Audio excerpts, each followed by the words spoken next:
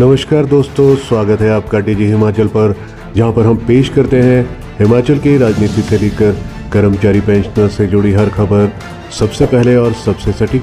आगे बढ़ने से पहले हमारे चैनल को सब्सक्राइब जरूर करें। हिमाचल के 4.25 लाख कर्मचारी व पेंशनर्स का वित्तीय लाभ के इंतजार में गुजरा साल। कर्मचारी वेतन भत्ते के मोर्चे पर अपेक्षाओं में रहे। छठे वेतन आयोग का एरियर चर्चा में रहा। वेतन और पेंशन भुगतान को नियमित रखने का भरोसा।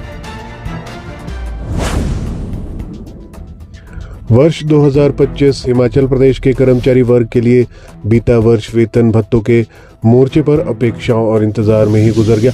लंबे समय से लंबित वित्तीय मांगों पर ठोस निर्णय न होने से कर्मचारियों में असंतोष तो रहा, लेकिन नियमित वेतन और पेंशन मिलने से स्थिति संभली रही। हिमाचल प्रदेश में 1,91,000 कर्मचारी है और 1,71,000 पेंशनर्स है। छठे वेतन आयोग के एरियर जैसी बड़ी मांग वर्ष भर चर्चा में रही, पर अमल तक नहीं पहुंच सकी। छठे वेतन आयोग के 9,000 करोड़ लंबित एरियर की मांग पूरे साल कर्मचारी संगठनों के एजेंडे में रही। कर्मचारी संगठनों की ओर से कई बार ज्ञापन दिए गए। मंत्रियों व मुख्य सचिव से बार बार बैठकें होती रही और कर्मचारियों को आश्वासन के बाद कुछ भी नहीं मिला। एरियर भुगतान पर कोई ठोस घोषणा नहीं हो सकी। कर्मचारी वर्ग नियमित वेतन को ही बड़ी राहत मानने लगा।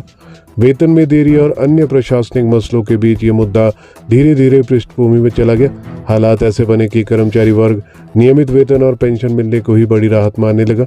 महंगाई भत्ते में आंशिक बढ़ोतरी और समय पर पेंशन भुगतान से वरिष्ठ कर्मचारी और पेंशनर्स में कुछ संतोष जरूर रहा, लेकिन वास्तविक वित्तीय लाभ सीमित ही रहे। अब नए साल से कर्मचारी पेंशनर्स को उम्मीद है। नए वर्ष में कर्मचारी वर्ग की नजरें सरकार के बजट और नीतिगत फैसलों पर टिकी है। एरियर भुगतान, संगठनों की मान्यता और समयबद्ध वेतन व्यवस्था जैसे मुद्दे फिर से जोर पकड़ सकते हैं। कर्मचारी उम्मीद लगाए बैठे हैं कि आने वाला वर्ष उनके लिए केवल इंतजार नहीं बल्कि ठोस राहत लेकर आएगा। 5 तारीख को मिला पहला वेतन। पिछले साल कर्मचारियों के लिए असहज रहा जब पहली बार वेतन 5 तारीख को मिला। इससे कर्मचारियों को आर्थिक प्रबंधन में दिक्कत का सामना करना पड़ा। हालांकि इसके बाद सरकार ने वेतन और पेंशन भुगतान को नियमित रखने का भरोसा दिलाया, जो वर्ष भर काफी हद तक बना रहा। निगम कर्मचारी व पेंशनर्स को करना पड़ा इंतजार। सरकार के सार्वजनिक उपक्रमों में शामिल हिमाचल पथ परिवहन निगम व राज्य पर्यटन विकास निगम के कर्मचारियों को वेतन की अदायगी प्रति माह दूसरे पखवाड़े में होती रही।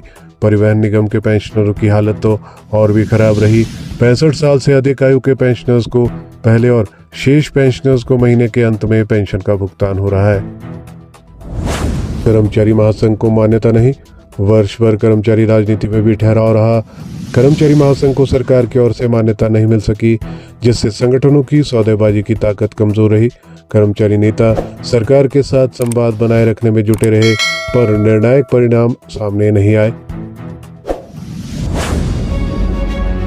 हमारे चैनल पर दी गई सभी जानकारियां विश्वसनीय समाचार पत्रों के माध्यम से एकत्रित कर आपको दी जाती है।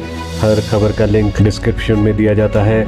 किसी भी खबर की पुष्टि हमारे लिए संभव नहीं है। आप हमारी मेहनत को लाइक, वीडियो को शेयर और चैनल को सब्सक्राइब जरूर करें।